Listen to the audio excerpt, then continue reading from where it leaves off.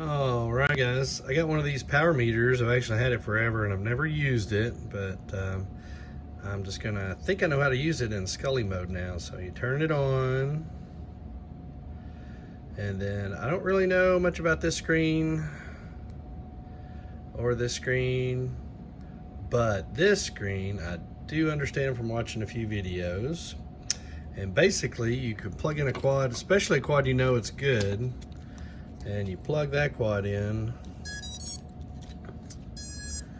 And I calibrated this earlier with a quad at 25 milliwatts, and then based on where you calibrate it, you can move this little guy around the antenna, and if it's staying right about the middle, that means it's about equal to the quad you calibrated it on. If you want to make this the quad that you calibrate on, you just turn up or click up on this joystick, and it'll tell you a set point kind of thing. Was it zero? Zero defines. So now it's calling this kind of the standard to which you can compare all the other quads. So if I grab a different quad and then plug it in,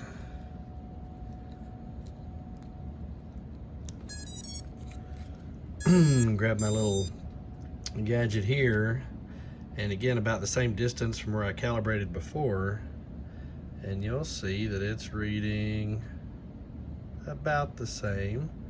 You kind of wand above and around, or around the antenna, so that tells you that these two are about the same. So if you have a line of quads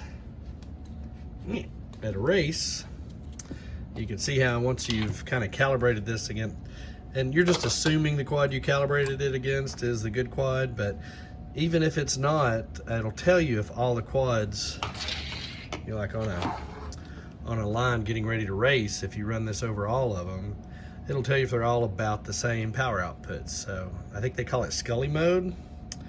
And so there's basically 3 screens on this thing. If I click left, this is some kind of, I don't know, let's plug it in and just see what this does. But anyway, that Scully mode seems to be the most useful for like races and stuff. But yeah, I got no idea what that's telling us. Whee! But anyway, kind of cool. So just don't forget, click over to the right, calibrate it against one quad by clicking up, and then you just kind of see if they all measure about the same. And it looks like these quads are all outputting about the same, so that's good. But if you go to many races, you know how that can be an issue sometimes. Somebody thinks a quad's under or overpowered. So anyway, this is Immersion RC power meter. I think it's 2 or 3 years old now, but finally learned how to use it.